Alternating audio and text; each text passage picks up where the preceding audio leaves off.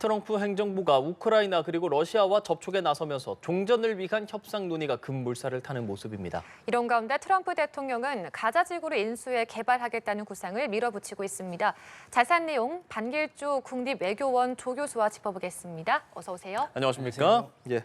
러시아 우크라이나 전쟁이 이제 곧 3년입니다. 트럼프가 재집권하면서 어떻게 되려나 많이 보고 있는 상황인데 지금 처음으로 푸틴 러시아 대통령과 통화했다고 밝혔습니다. 어떤 내용들 주고받았을까요?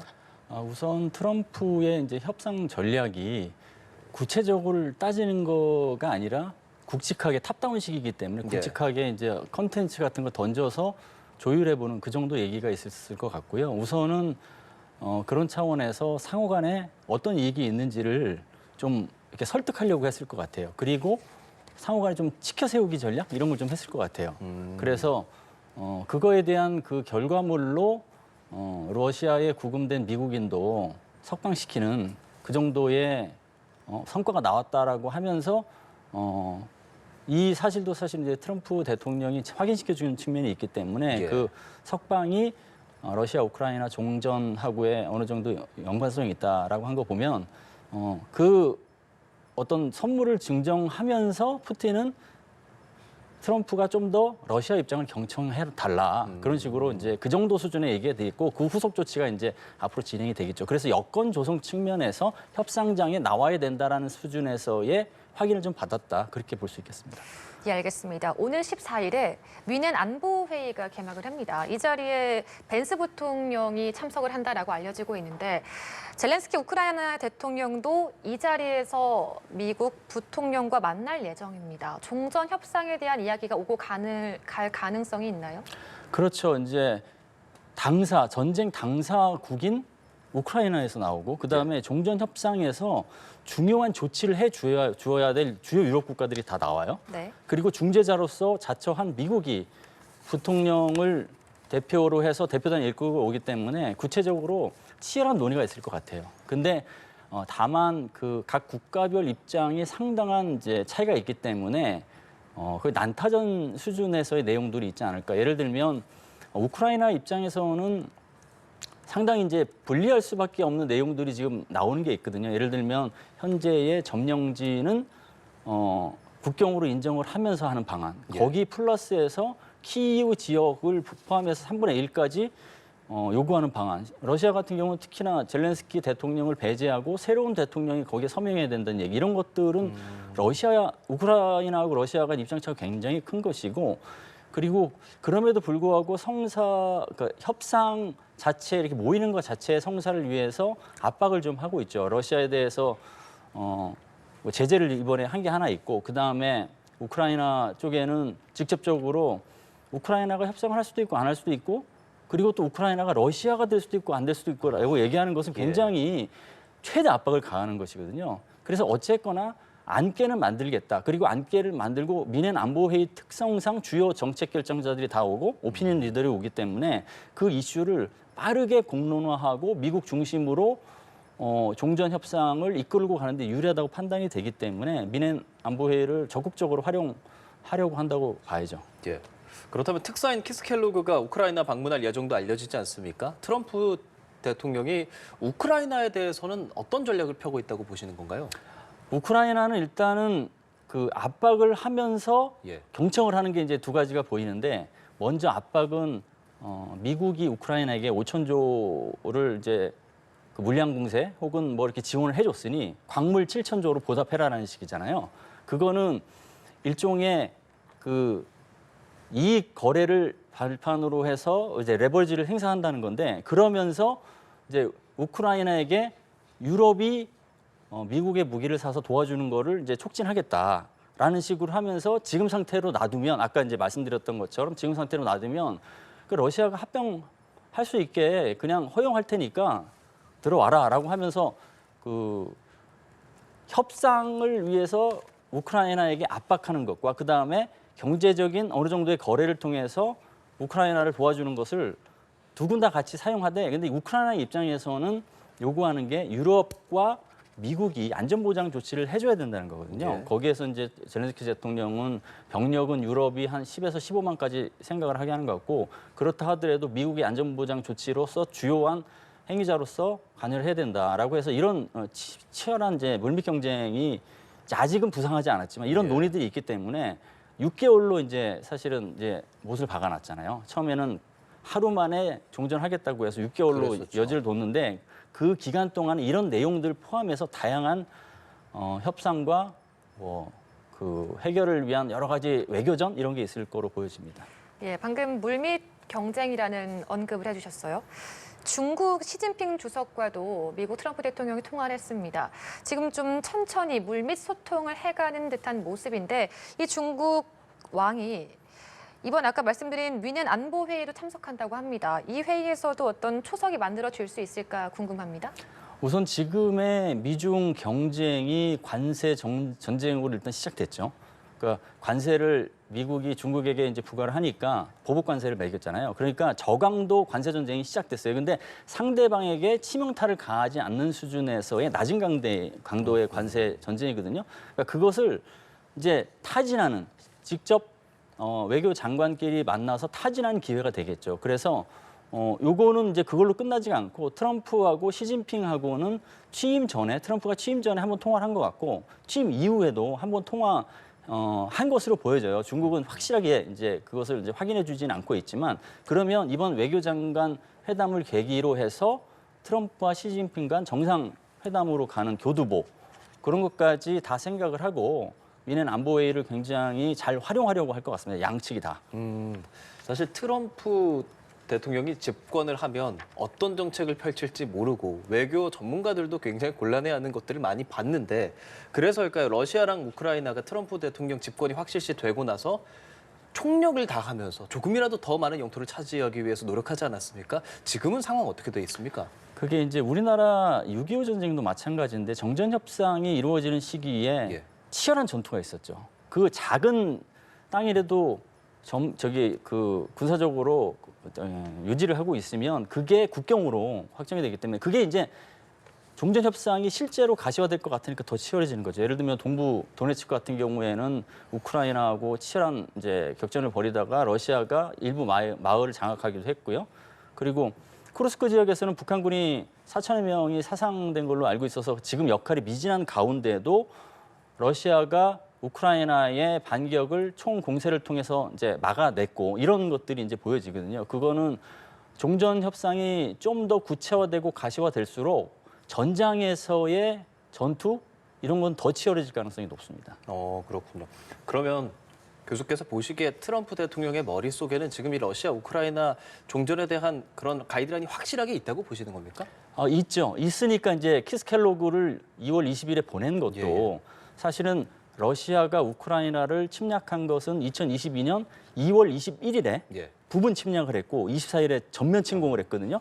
그러니까 만 3년 되는 20일까지는 종전 협상을 위한 게시를 해서 그걸 트럼프의 레거시를 만들겠다. 그 레거시를 만들려면 구체적으로 청사진이 없는 상태에서 하기 힘들거든요. 그 청사진을 그 당사국들이 수용하거나 최소한 인지라도 할 수 있게끔 하는 수준에서 예. 트럼프 팀이 미넨 안보회의 전에 우크라이나를 방문하기로 지금 계획되어 있는 것 같고 그다음에 미넨 안보회의에서 구체적으로 그 내용을 갖고 유럽은 뭐를 해야 되고 우크라이나는 뭐 해야 되고 러시아는 어떤 식의 스탠스를 취해야 되는지를 구체화시킨 다음에 키스켈로그 특사가 키우에 가서 약간 최소한 우크라이나하고는 담판을 어느 정도 보는 정도로 해서 그래서 진지한 수준에서 종전 협상의 개시를 알리는 만 3년을 계기로 해서 그걸 이제 트럼프의 레거시로 삼으려고 하는 것 같습니다.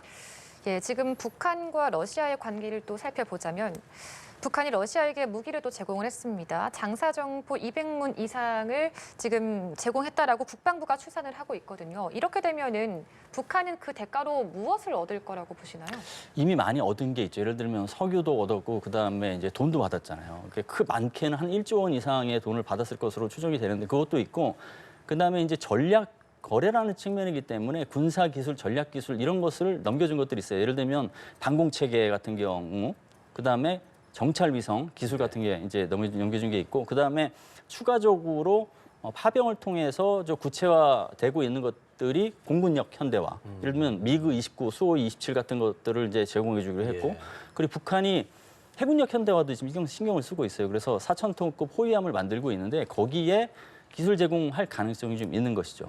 근데 이제 이거보다 좀 더 고강도 전략 기술이라고 하면 ICBM 탄두 재진입 기술이라든가 아하. SLBM 그다음에 핵 전략 잠수함, 핵 추진 잠수 지금 재래식 잠수함에 기반해서 핵무기를 사용할 수 있도록 김구롱 영웅함이라는 것을 만들었는데 그게 아니라 추진을 핵 전력으로 하고 그다음 무기도 핵 무기를 탑재한 전략 핵잠을 만드는데 도와줄 가능성이 있죠. 이거는 이제 북한 입장에서는 그 위시리스트에 이제 포함됐다고 봐야 되고 러시아가 이것을 바로 줄지는 여러 가지 변수에 따라 달려 있을 것 같아요. 예를 들어서 추가 파병을 할 것인지 말 것인지 그리고 러시아 우크라이나의 종전 협상 과정과 그 치열한 전투 속에서 북한군이 어느 정도 역할을 할 것인지 그거에 따라서 영향을 받을 것이라고 봅니다. 그것도 역시 종전 협상 어떻게 나오는지 지켜봐야 예, 되겠네요. 예. 북한 얘기가 나왔으니 트럼프 대통령이 북한 김정은 위원장에 대해서 연일 발언을 내놓고 있어요. 그리고 그 발언의 어떤 수위나 태도를 보자면 최근에 폭스랑 한 인터뷰도 보니까 전 세계에서 아마 본인이 김정은 위원장 제일 잘할 거다, 잘 알고 있을 거다 이런 얘기도 하거든요. 그러니까 유화적인 제스처를 보내잖아요.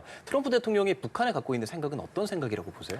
그 협상 전략이라고 봅니다. 그러니까 김정은을 이제 자꾸 트럼프 일기에도 보면 김정은을 이제 치켜 세워주는 척하다가 그 협상이 원하는 대로 되지 않으니까 굉장히 그 군사적인 압박을 넘어서 군사력을 활용할 수 있는 것까지도 막 검토하고 막 그랬거든요. 그래서 그 김정은에 대해서 자꾸 얘기하는 것은 치켜 세움으로써 가시적인 협상을 이끌어 나오게끔 하겠다라는 게 이제 보여질 수 있고요. 김정은 입장에서도 트럼프의 그런 거래 셈법을 알기 때문에 판을 많이 키우기 위해서 과거에 핵 보유국 기정사실화 전략을 했다고 하면 이제는 핵 보유국이라는 위치는 협상을 통해서 해결할 수 없는 것이다라고 하면서 이렇게 굉장히 센 압박을 이제 트럼프에게 하는 것이죠. 그래서 예. 만약에 트럼프가 김정은 자신과 협상을 하려면 그것은 핵을 없애는 협상이 아니라 핵의 위협을 줄이는 핵 군축이어야 된다는 메시지를 계속 보내는 거기 때문에 우리나라 입장에서는 북한 비핵화의 목표를 공고하게 가져가는 어떤 절제절명의 노력이 필요하다. 그럴 수 있겠습니다. 북한은 거기에 직접적으로 응답하지 않거나 비판적인 의견을 내지 않습니까? 그렇죠. 이거는 일기 때 이렇게 말하면 한번 되었다라는 느낌으로 인해서 이번에도 믿지 않는다 뭐 이런 정도로 봐야 됩니까? 그것은 이제 하노이 결렬로 인한 예. 어떤 불신 그런 게 있긴 있지만 그래도 협상을 완전 뭐 차단하는 식으로 협상을 안 하겠다는 식의 얘기는 아니고 지금 트럼프가 하는 것을 예의주시하는 것 같아요. 그린란드 뭐 합병 문제, 파나마 운하 통제 문제, 가자지구 뭐 인수하겠다는 문제 이런 것들을 보고 트럼프를 어떤 식으로 다루면 어떻게 공략하면 북한이 원하는 전략 목표를 달성할 수 있을까 이걸 따져보는 측면에서 레버리지를 굉장히 높이려고 하는 일환이라고 이제 볼 수 있겠습니다. 그래서 협상 여지는 협상을 김정은 입장에서 하려고 하는 것은 지금 시기가 과거보다는 얻을 것이 많다라고 판단하는 그 셈법이 가동되는 게 아닐까. 그게 이제 우려의 대목이라고 볼 수 있고요. 그 얘기는 물론 뉴클리어 파워라는 용어를 썼지만 그럼에도 백악관과 그다음에 미일 정상회담을 통해서 북한 비핵화라는 목표는 유지된다라고 얘기했잖아요. 그럼에도 불구하고 기존에 이제 또 얘기했던 것들이 뭐냐면 트럼프 외교 인사팀에서는 기존의 모든 방법을 써봤는데 북한 비핵화가 안 됐으니 다른 방법도 고려해야 된다는 여지를 뒀거든요. 그 여지에 북한은 더 많은 방점을 두는 것 같아요. 그래서 협상으로서 얻을 것도 있다라는 판단도 함께 작용하고 있다. 그렇게 보는 게 합리적일 것 같습니다. 알겠습니다. 자, 지금 트럼프 대통령이 요르단 국왕도 만났습니다. 만나서 가자지구 주민들을 수용하라라고 압박을 한 것으로 보이는데 현재 지금 인질석방 문제로 가자지구 휴전이 취소된다 이런 전망도 지금 나오고 있는 상황에서 중동의 어떤 그 심리를 더 반발하는 게 아닐까라는 우려가 나오고 있거든요. 그렇죠. 트럼프 대통령과 압둘라 2세 국왕과의 회담 내용을 보면 같은 자리에서 마주보고 같은 의제를 얘기하는데 다른 얘기를 사실 하고 있어요. 그 뭐냐면 가자지구를 다 비워서 이집트와 요르단 같은 데서 수용을 해서 재건을 해서 부동산 개발하겠다. 그 얘기를 이제 하고 있는데 요르단 압둘라 2세 국왕은 우리는 인도적인 차원에서 암이 걸렸다든가 질병이 걸린 어린이들을 위해서 2,000명 정도는 수용할 용의가 있다라고 얘기를 했잖아요. 네. 그 다른 얘기예요. 그러니까 요르단 포함해서 중동 국가들은 어떻게 생각하냐면 가자지구 200명을 쫓아내고 거기에서 재건하는 게 아니라 가자지구 주민들은 그대로 둔 채 거기서 재건하는 것을 적극적으로 역할하겠다는 것이거든요. 이거 트럼프 대통령 입장하고 완전히 배치돼요. 그래서 네. 근데 트럼프 대통령은 지금 요르단하고의 정상회담 후에 요르단이 약간 일부 수용한 것처럼 그래서 긍정적인 시도인 것처럼 얘기를 하는 것은 그것을 기재로 해서 다른 국가들이 좀 더 수용해달라는 이제 압박성 그런 메시지가 좀 있다라고 봐야겠죠. 네, 오늘 저희가 전반적으로 트럼프 대통령 그리고 러시아, 우크라이나, 요르단, 뭐 계속 중국까지 해서 외교 정책에 대해서 계속 얘기하고 있잖아요. 이런 것들이 전반적으로 판 흔들기 전략이라고 표현을 많이 쓰더라고요. 그만큼 예측할 수 없는데 동맹국도 예외 없다 이런 기사들도 나와요. 우리 동맹국으로서 우리 관세라든지 수출 굉장히 미국과 영향력이 많지 않습니까? 어떤 전략을 펼쳐야 한다고 보세요? 판 흔들기 좀 더 좀 구체적으로 얘기하면 저는 그렇게 봐야 될 것 같아요. 전 세계를 대상으로 태풍을 일으키고 예. 그런 다음에 각계격파를 한다. 그래서 이제 그 두 가지를 다 봐야 될까요? 전 세계를 대상으로 태풍을 일으키는 건 모든 경우가 다 영향을 미치는 것이고 예를 들어 보편관세 같은 경우 그리고 핀포인트식으로 양자회담을 통해서 막 얻어내려고 하는 것을 막 얻어내는 게 있거든요. 그 두 가지 다 대비해야 된다고 보는데 당장은 급한 게 앞서 말씀드린 것처럼 백악관과 미일 정상회담을 통해서 북한 비핵화라는 목표를 확인했지만 우리나라가 당사국이니까 이번에 미넨 안보회의를 통해서 외교장관이 가니까 직접 예. 그 자리에서 북한 비핵화를 우리가 우리의 목소리로 요구를 해서 이제 재확인하는 그런 걸 받아야 되겠고 그다음에 다음 달에 한미연합훈련이 있잖아요. 한미연합훈련도 예정대로 실시할 수 있게 그런 재확인하는 그런 절차가 필요하고 그리고 각계격파 측면에서 그 대비하는 측면은 그 일본이 했던 방식을 일부는 이제 그 벤치마킹 한다는 측면에서 본다면 LNG 그 미국 수입을 좀 늘려서 선제적으로 즉 트럼프가 생각하는 것은 무역 수지 균형 여부를 놓고 따져서 흑자를 좀 줄이려는 노력을 하면 그래도 그 압박을 좀 낮추려고 하는 모습을 보이잖아요. 그래서 선제적 조치를 할 수 있는 게 뭔가 좀 따져보는 게 있고 선제적 조치를 넘어서 우리가 대미 레버리지를 확실하게 행사할 수 있는 수단을 좀 발굴하는 거예요. 예를 들면 한미조선업 같은 게 대표적인데 지난 5일에는 공화당 의원 2명이서 예. 동맹국이 미국 함정을 건조할 수 있게 하는 법안을 발의했잖아요. 그거는 사실 우리나라 입장에서는 레버리지가 더 높아진 거거든요. 그런 것을 활용해서 한국이 미국이 생각하고 있는 메가질서 목표 달성하는 데 있어서 굉장히 유용한 국가이기 때문에 과거 동맹국처럼 귀중한 어떤 그 우방국으로서 계속 가져가야겠다. 이렇게 인식을 하도록 하는 게 필요하다고 봅니다. 예, 알겠습니다. 자, 반길주 국립외교원 조교수와 함께 이야기 나눠봤습니다. 오늘 말씀 잘 들었습니다. 네, 감사합니다.